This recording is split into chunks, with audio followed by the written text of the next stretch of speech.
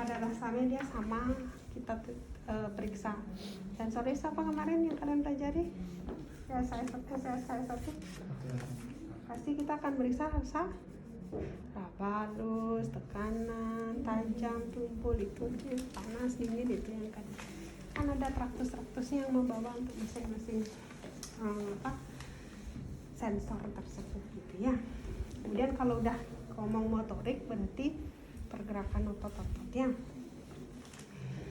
Nah, di sini untuk pemeriksaan trigeminus, ingat ya, trigeminus itu dia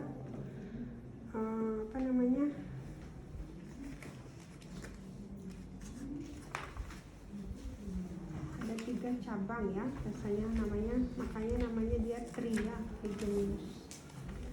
Yang plus 5 yang ada 3 cabang ini 1, 2, 3 bawah ya. Ini dia cabang ada 3 kan. Alatnya ada lidi kapas yang ujungnya dipilin menjadi benang tipis. Nah, nanti sebenarnya lidi kapas itu dia kita perlukan untuk raba halus juga, untuk pemeriksaan refleks kornea juga. Ya. Terus ada kapas. Tahu kan lidi kapas itu yang dia? Iya.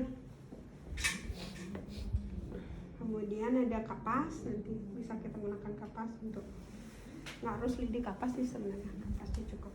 Peniti atau jarum pentul, ya peniti atau jarum pentul ini ya. Ini. Untuk apa ini? Periksa apa? Periksa tajam atau tumpul ini tumpul, ini tajam ya. Terus itu apa lagi nih? Abang berisi air panas, saya ceritanya air panas ini. Air dingin. Oh ini air panas, ini air dinginnya. Jadi itu sensoris ya. Kita catat dulu poin-poin untuk menulis hasilnya. Oke, sekarang refleks kornea dulu ya. Nah, refleks kornea itu dia sama sebenarnya untuk sensor kan. Nah, nanti kita periksanya tuh di mata pasien. Kornea mana namanya kornea? Mana namanya kornea? Hah? Yang mana namanya kornea? Yang mana?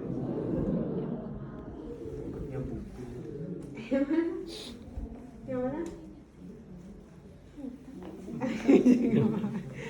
Kornea itu adalah bagian yang menutupi dari yang hitam itu apa namanya? Yang di dalam yang itu yang sarang. Mata kalian hitamnya, mata kalian itu apa namanya? Iris. Ya, jadi dia meliputi bagian luar iris. Bening dia ya, bening. Makanya dia memperlihatkan warna iris itu dia. Itu dia.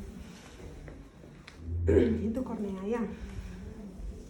Nah, itu yang nanti kita akan gores. Kita akan gores untuk di kornea itu banyak saraf ya. Jadi kalau dia sarafnya berfungsi dengan baik, maka dia akan berespon dengan mengedip. Mata kita kan mengedip, sama kayak kalian kemasukan nampak mata kan ngedip kan. Oke, menstabilkan.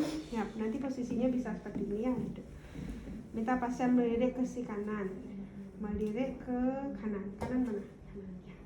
Kalau dia melirik ke kanan, kita periksanya yang kiri dulu ya. Kalau dia melirik ke kiri, kita periksanya berarti yang kanan.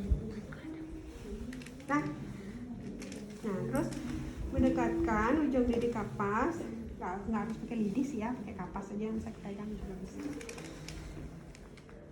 Dari sisi kiri, kan dia lirik kanan, sisi kiri kita cari ya, sisi kiri menyentuh kornea sinistra ya, perlahan-lahan. Terus yang kita amati adalah mengamati refleks kornea sinistra langsung dan kornea dekstra secara tidak langsung. Sama ya tadi ya, kanan kiri. Apanya yang kita amati? Ya tadi dia ngedip. Kalau dia tidak ngedip itu nggak ada refleksnya berarti. Harusnya refleksnya ada. Dah, yuk kita contoh. Saya nggak mau pakai lidi kapas ya, pakai yang bersih aja. Kalian boleh pakai lidi ini juga boleh ya, tapi usahakan buat sekecil mungkin karena ini cukup tidak nyaman untuk pasien.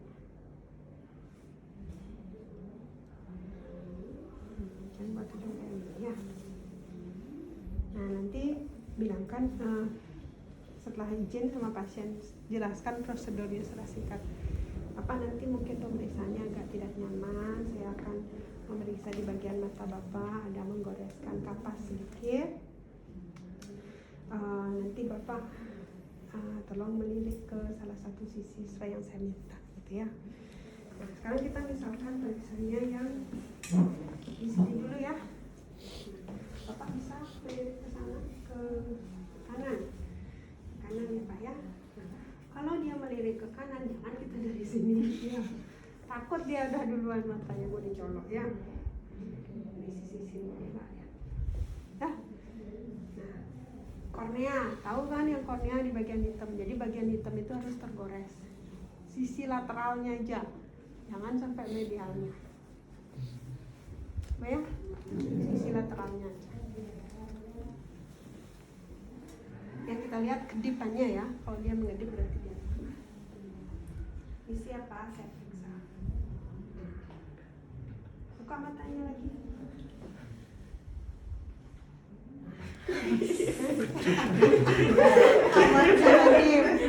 Yang ngedip, yang kiri ngedip, yang kanan juga ngedip. Jadi normal keduanya. Ya, begitu juga lakukan pada sisi yang berikutnya. Di sini liriknya ke situ. Buka sedikit matanya, lihatnya lurus. Ya, kayak gitu. Yang tadi ada di sini sekarang.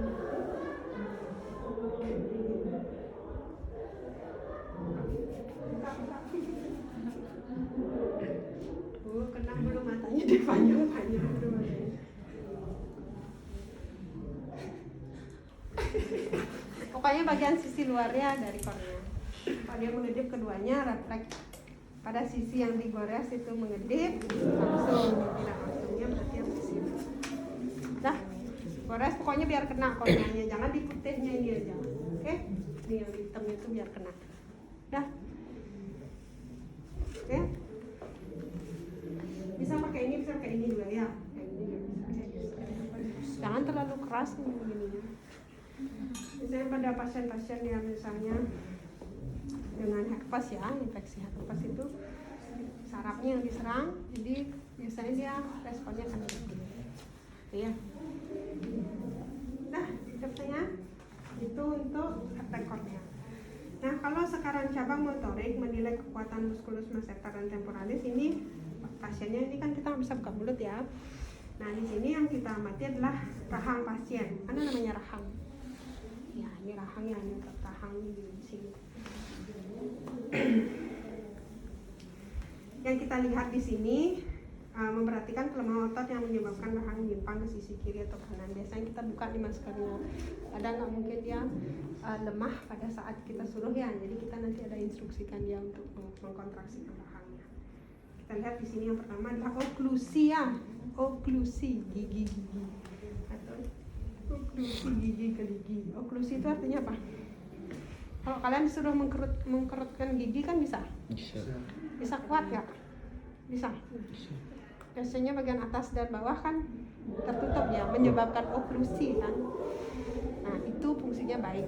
Tapi pada orang yang mengalami keremahan, misalnya salah satu sisinya bisa aja dia mencong, jadi oklusi giginya itu tidak sempurna.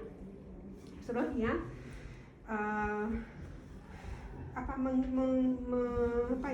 mengkerutkan giginya ya, mengatupkan gigi Pak. Coba giginya di I gitu Pak, dilihatin terus di I gitu, dikatupkan giginya keduanya dipertemukan.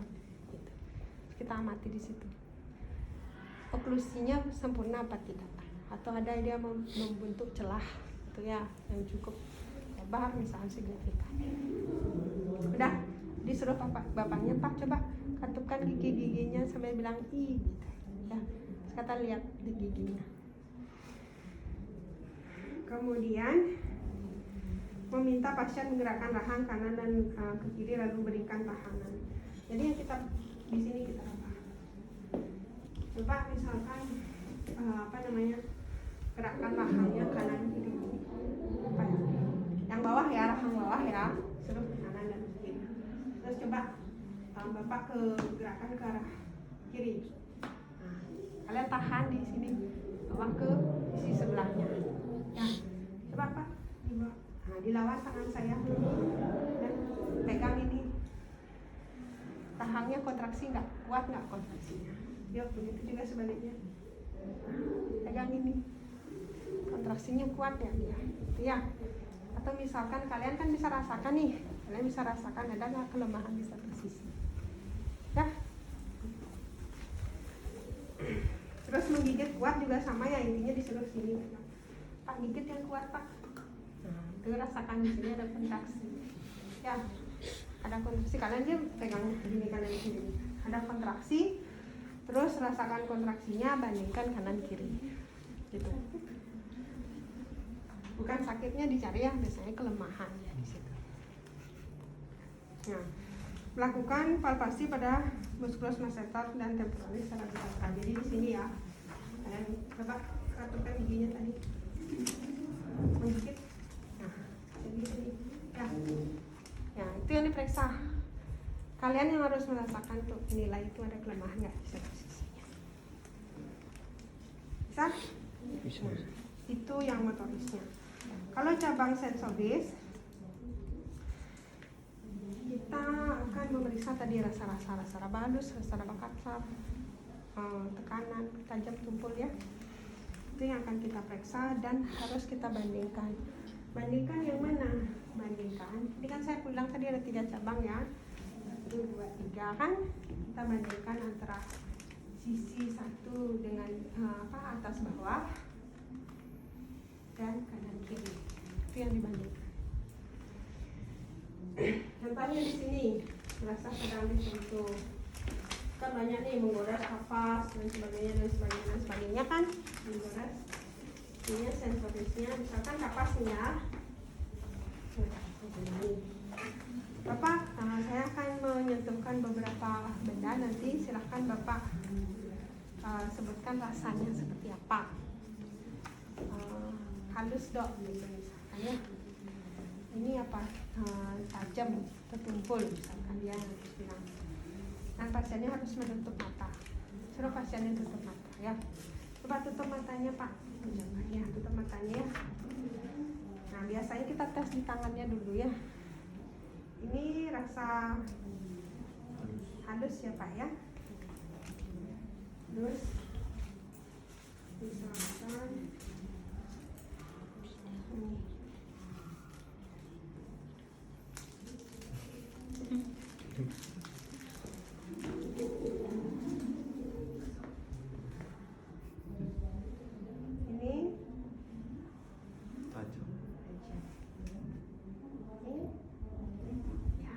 Ya, Bapaknya udah tahu tuh rasanya. Nanti saya akan goreskan di area wajah Bapak. Dan Bapak silahkan sebutkan, tapi sambil tutup mata ya Pak ya, apa yang dirasakan. Pak, tutup matanya Pak. Ini terasa Pak? Rasanya apa? Halus. Rasa? Rasa? Itu ya caranya ngetes pasien itu ya, kadang ngantuk ya. Jadi kalian harus sentuhkan, terasa Pak? Terasa. Rasanya apa? Halus. Oke, terasa Pak? Terasa. Rasanya apa? Halus. Terasa Pak? Rasa. Kalian harus tes dia bener nggak konsentrasi. Ya, kita gini kan, ini terasa Pak? Kan nggak sentuh kan? Harusnya Pak terasa Pak dok, kan gitu harusnya. Kalau berarti itu dia konsentrasi. Kalau nggak berarti asal jawab. Ya, dia. Tutup matanya lagi. Ini terasa? Terasa. Apa rasanya? Halus. Ini? Terasa. Terasa. Ini sama ini sama apa berbeda rasanya? Sama. Sama. Ini? Terasa sama. Ini sama ini? Terasa. Sama? Sama. Ini sama ini? Terasa sama. Ya. Ingat, bandingkan atas bawah kanan kiri, ini harusnya di bawah lagi satu. Ya. Dah. Itu yang kap halus misalkan ya. Nanti bisa kalian bukakan. Coba tutup matanya lagi Pak. Ini terasa? Terasa. Apa? Tajam. Ini? Terasa. Apa? Sama. Sama. Tajam. Terus bandingkan kanan kiri ya, kanan sama kiri, atas sama bawah, itu harus dibandingkan. Takutnya nanti ada kelemahan, apakah di sisi yang berbeda atau di cabang yang berbeda. Nah, cara yang sama juga dilakukan untuk pemeriksaan rasa yang lainnya ya. Tumpulnya kan belum nih tadi. Pak tumpul ya, tumpulnya kalian tentukan. Nah, terus nanti sebutkan nih kan panas nih.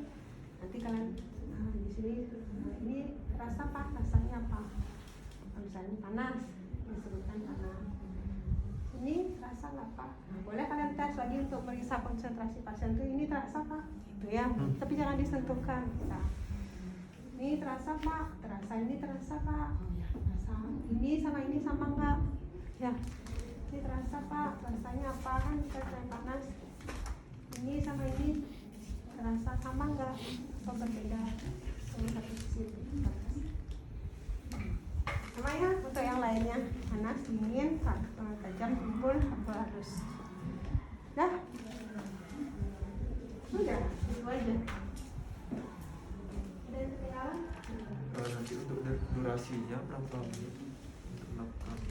itu biasanya kalian berapa? 10? 8 menit. 8 ya? 8 8. sampai 10. Tapi untuk nanti responsinya semua di Enggak tahu. Ada tim asesmen yang akan menerbitkan soal yang mana yang kalian dapat.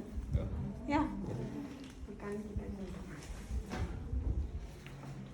Apa nanti dipercepat saja. Terasa apa? Terasa artinya sudah kalian lakukan. Hal yang sama dilakukan juga bisa diverbalisasikan. Biasanya kan ada instruksi sebelum kalian responsi ya, yang mana bisa diverbalisasikan. Ya. Udah ya, ini udah nih. Jadi seperti itu caranya melakukan. Ada pertanyaan? tidak. Oh, ini keren ya, ini nggak sama. Cuma ngomongin ini ya memang. Kalau namanya nervus cranialis 7, ini facialis ya. Facialis itu muka. Udah muka berarti kita periksanya di muka. Banyak. Nah, ini biasanya sangat signifikan dia kita lihat di pasien-pasien stroke ya. Nah, di sini ada diperiksa. Oke, alat-alatnya kalian lihat ya, ada tabung berisi bahan sukrosa.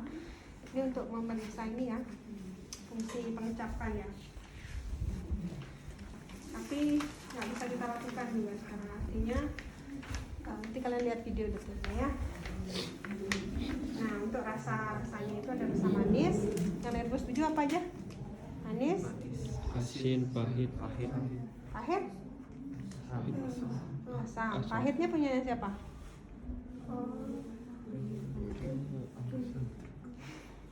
Pahitnya punya siapa? Punya 7. Punya siapa dia? 3?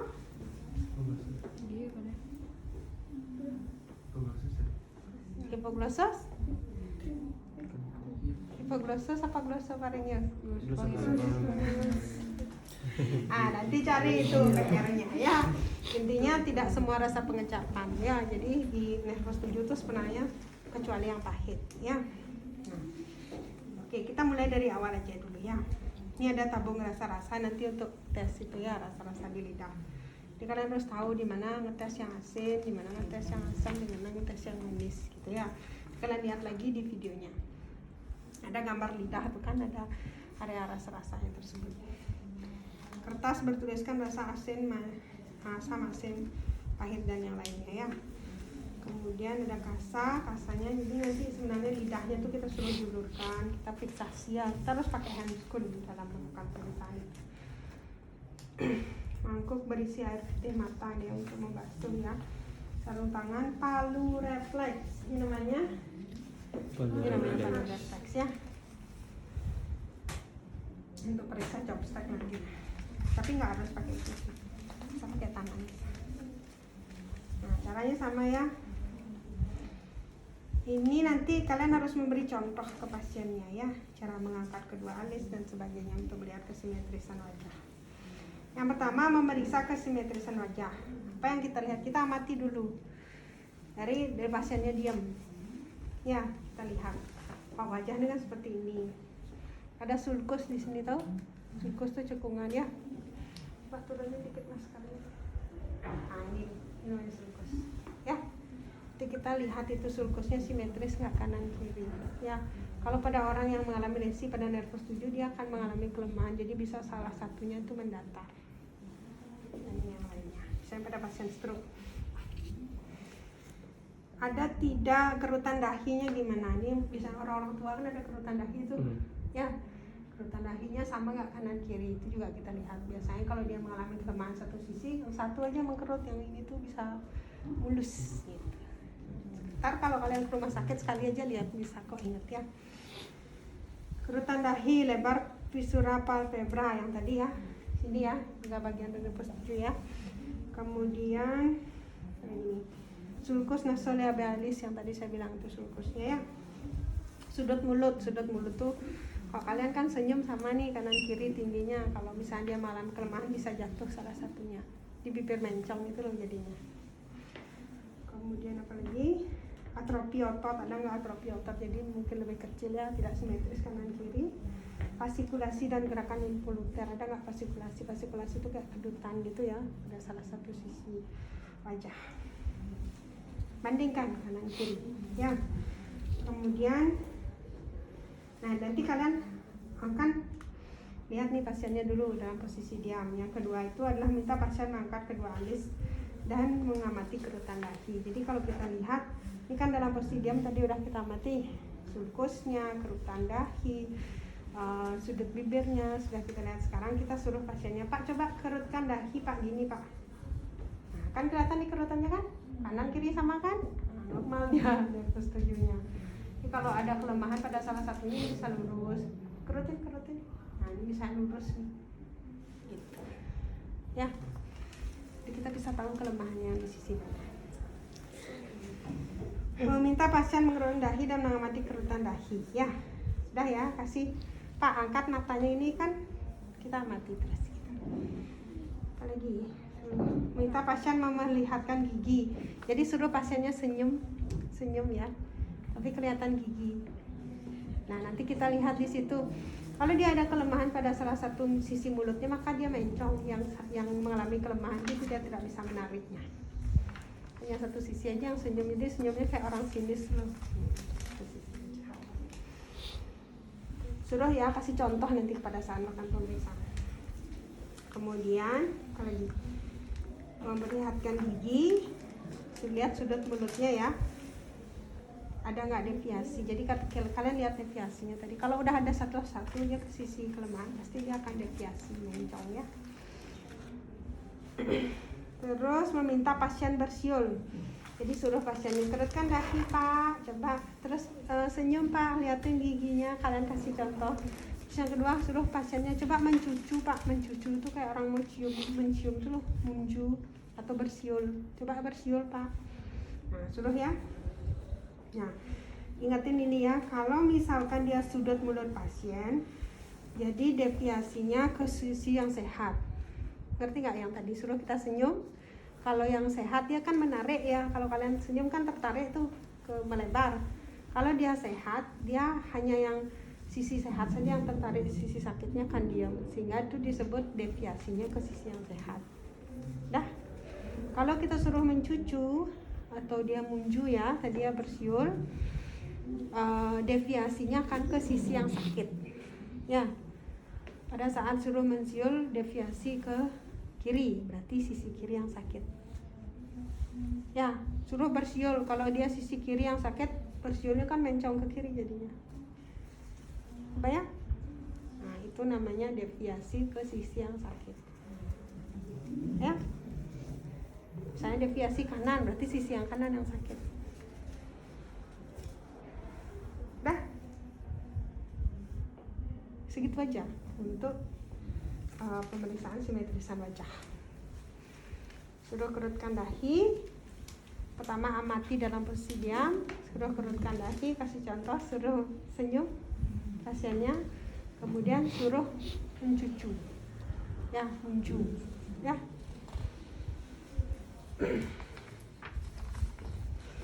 Udah itu, yang itu sudah dulu? Sudah, oke.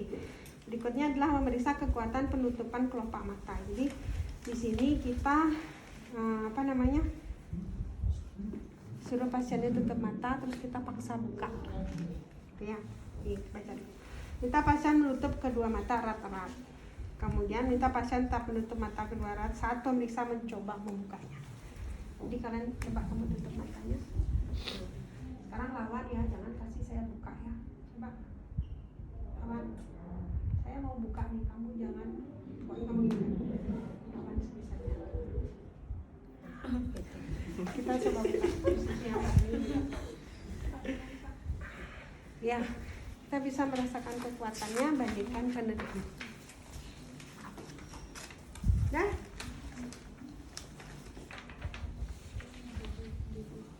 Sudah, gampang kan? Cuma gitu aja. Intinya kalian coba lakukan, bandingkan. Kalian yang bisa merasakan itu kekuatannya. Pemeriksaan pengecapan yang tadi, pengecapan itu kita kan ada rasa-rasa. Bapak kan ada bisa merasakan, itu saya akan melakukan tes. Kemudian saya akan mengoleskan ke gini Bapak, lidahnya. Boleh disuruh tutup mata, boleh ya. Kalau misalnya benar-benar kentara sekali bahannya itu. Kalau dia misalnya seperti ini, tidak terlalu kelihatan itu apa yang kita akan tetesi atau apa yang kita gores. Jadi tidak perlu tutup mata. Kalau memang dia jelas, ada tulisannya dia bisa baca, suruh tutup mata juga apa-apa. Caranya kalian cuci tangan pakai handscoon. Nanti akan ada air di sini ya untuk membasuh. Biasanya terus suruh pasien menjulurkan lidah. Kalian pakai masker. Saat dia menjulurkan lidah, kalian ini kan lingkupi lidahnya dengan kasar untuk memegang. Jadi kalian pegang lidah misalkan, jadi kalian pegang lidahnya seperti itu. Dah. Terus dia menjulur apa ya bahasa Balinya tuh nyelep ya, menjulurkan lidah dia terus. Baru nanti setelah itu kalian kan fiksasi tuh. Nah, minta pasien menjulurkan lidah dan memfiksasi menggunakan kasa yang dibalut dengan membaluti lidah tadi ya. Jadi lidahnya keluar, kalian balut, kalian pegang aja terus ya, terus menjulur. Kemudian menyentuhkan dan meletakkan masing bahan penguji. Jadi kasih dia pegang ini. Nih, biasa pegang ini. Bisa baca Pak? Kalau dia nggak bisa baca boleh kalian kasih kayak petunjuk ya. Kalau kayak warna misalkan, atau misalnya ini manis Pak ya, ini pahit, jadi dia bisa nyebut di sini. Yang mana Pak rasanya? Manis, pahit, asam, asin gitu misalkan ya. Boleh pakai tanda. Tapi kalau dia bisa baca, suruh dia menunjukkan. Karena kita kan terus pegang lidahnya, dia nggak bisa ngomong. Menyentuhkan, jadi kita taruh manis kan di ujung, dan samping-samping itu ada asin sama asam kan. Nah nanti biasanya sekalian sih diperiksa untuk yang pahitnya juga, pahitnya di belakang ya. Sentuhkan bahan-bahan tersebut. Yang manis sukrosa kan ditaruh di depan, jadi kalian pegang lidahnya, goreskan atau teteskan ya di satu sisi dulu ya, kan ada kanan kiri nih, satu sisi. Terus bapaknya suruh, Pak apa rasanya, Bapak bisa tunjukkan. Terus saya pegang. Dah. Jadi coba lagi di sisi yang lainnya, pindah ke rasa yang lainnya. Dah. Bisa? Bisa.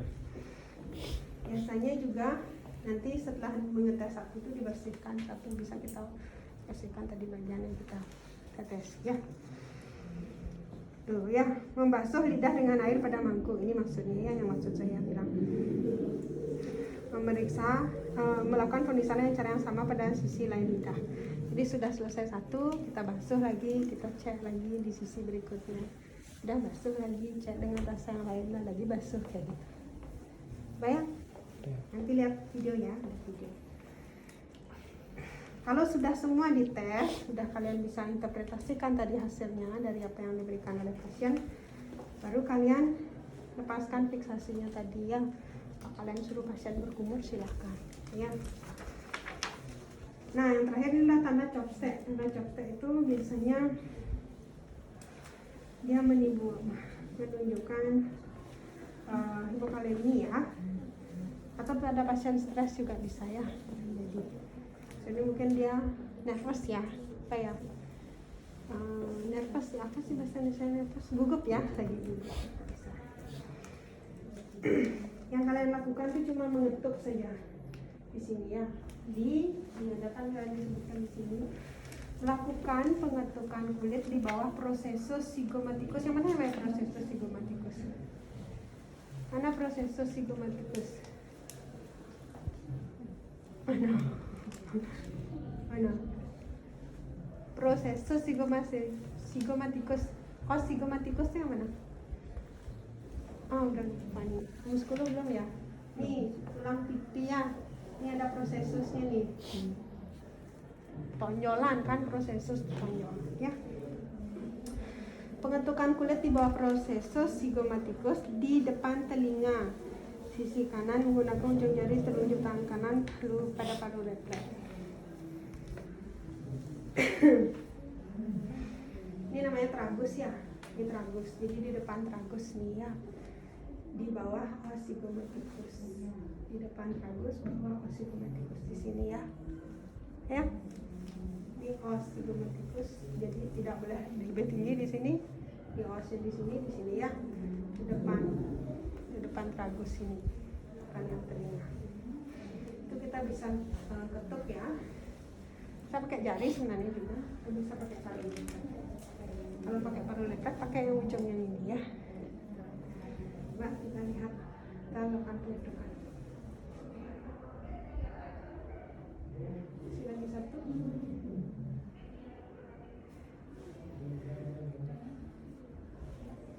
Nah, kita bisa pakai tangan ya. Bisa. Ya, yang dilihat apa? Yang dilihat apa? Ada tidak respon, misalkan ada fasikulasi di sisi ipsilateral ya. Ipsilateral itu sisi yang sama. Jadi kalau kalian ketemu di sini, lihat nih di daerah sini di sudut mata, ada pipi, lihat ya. Ada nggak misalnya kedutan? Kalau ceknya di sini, lihat di sisi yang sama. Jangan cek di sini, lihat di sini. Ya, ceknya di sisi ipsi. Nah, ini kalian lihat di sini ya. Amati gerakan menyentak sudut mulut. Jadi kan harus buka masker nih sebenarnya. Nih lihat. Ya biasanya kalau kita ketuk di sini, kalau dia positif tanda ceknya dia akan tutut gitu, tarik ya. Atau di sini tutut gitu ya. Gimana ya? Kalau kalian otot kalian kan pernah berdenyut sendiri ya, seperti itu. Sudut mulut, bibir atas, ala nasi. Di sini ya, ala nasinya ya. Pipi, kelopak mata, atau dahi. Jadi pokoknya di sisi ipsilateral ini kita amati pada saat melakukan pengetukan. Dan tidak hal-hal tersebut, tarikan, kedutan pada sisi yang sama. Itu namanya tanda Chopstead yang menunjukkan adanya hiperkaliemi pada pasien. Bisa? Udah, gampang. Buat. Habis kan? Udah habis itu aja. Gampang, pemeriksaannya gampang, cuman